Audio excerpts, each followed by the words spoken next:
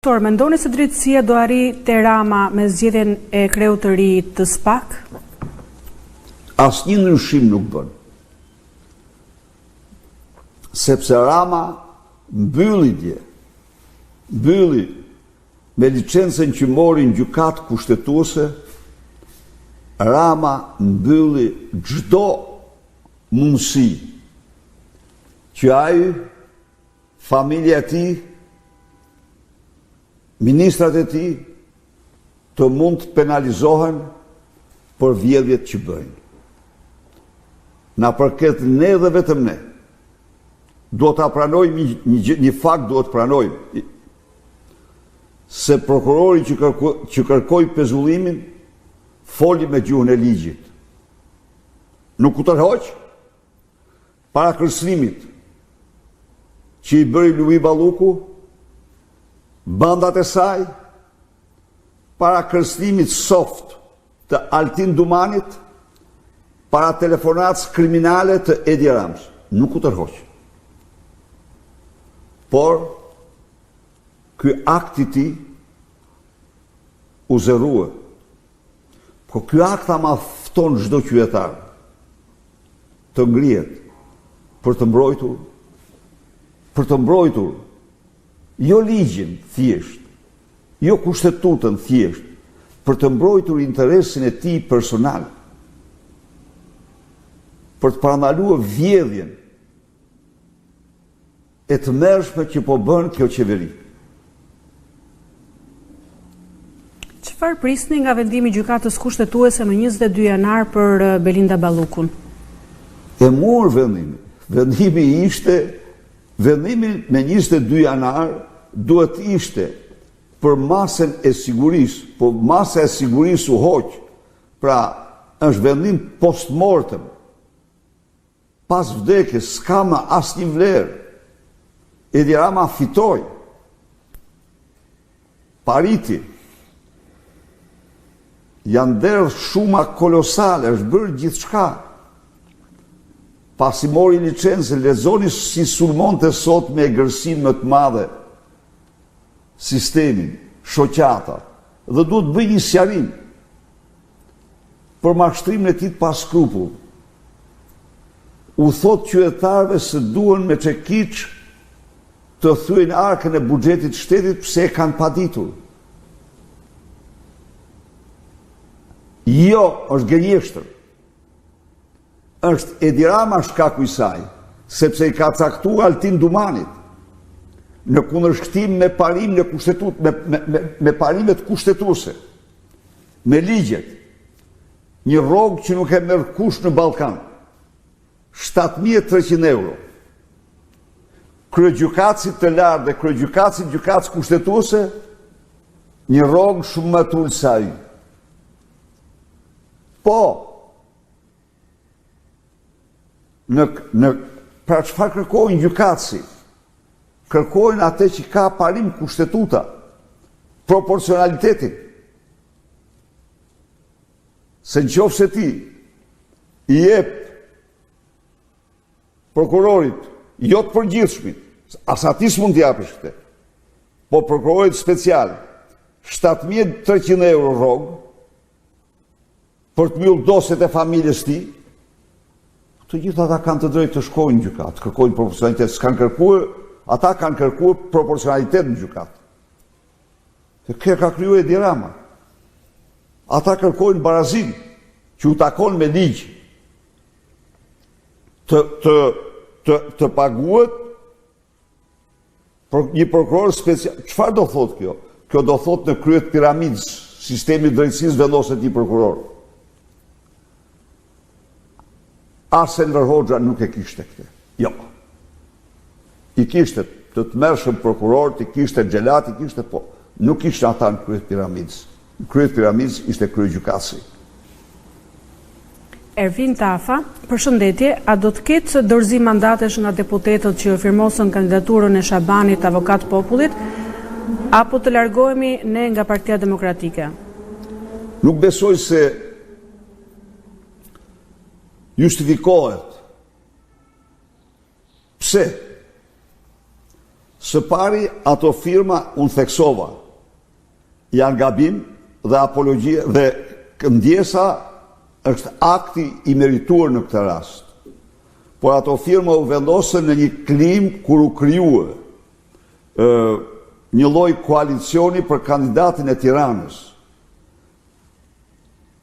Ato firma u tërhoqen me firmë. Ju do kishtë të drejtë të mbani revoltën tuaj në qoftë se ata firmatarë nuk kanë firmosur për tërheqjen e firmave të tyre. Kështu që e pranoj kritiken, por jo idenë që të largohesh nga Partia Demokratike për këtë gabim. Se kjo do ishte një lehtësim për Edi Ramën, një luftar me pak. Edi Rama e emroi Endri Shabanin, prokuror pa firma, s'është e vërtet, po u tërhoq firma është tërhequr. Dhe firma mund të tërhiqej edhe në parlament në momentin e votimit. Firma është propozim.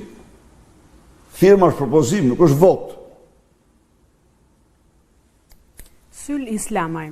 Doktor, ju po bëni një punë të jashtëzakonshme në të gjitha drejtimet për ndryshimin e kësaj gjendje katastrofale që mund ta quajmë. Ama strukturat e tjera nuk janë në sinkron me ju. Kur do të vihen në eficiencë strukturat e në veçanti seksioni siçelis e organizimit të Partisë Demokratike, pa funksionim të seksioneve është shumë e vështirë fitoria.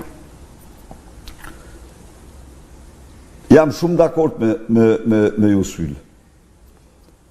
Problem, pa diskutim që problemi organizimi është një problem kyç themelor i Partisë Demokratike. Por, në të gjitha qarqet, janë krijuar grupe dhe janë shpërndarë dhe ka nisur puna. Punë e cila do të vazhdoj gjerë në riorganizimin e plot, gjerë në analizën dhe organizimin e Partisë Demokratike. Pra, në qoftë se do të më pyesje unë shpalla cili do jetë misioni, por cili do jetë për partinë brenda saj detyra kryesore, organizimi. Dhe një organizim me dy qëllime. Së pari, një organizim që i përshtatet realitetit të krijuar nga ndryshimet e shumanshme gjatë këtyre dekadave. Së dyti, një organizim që synon përtritjen dhe angazhimin e vlerave të reja në Parti Demokratike. Dy pyetjet e fundit. Meri Lika, përshëndetje, kush u dha urdhrin deputetëve që të firmosnin kandidaturën e Endri Shabanit?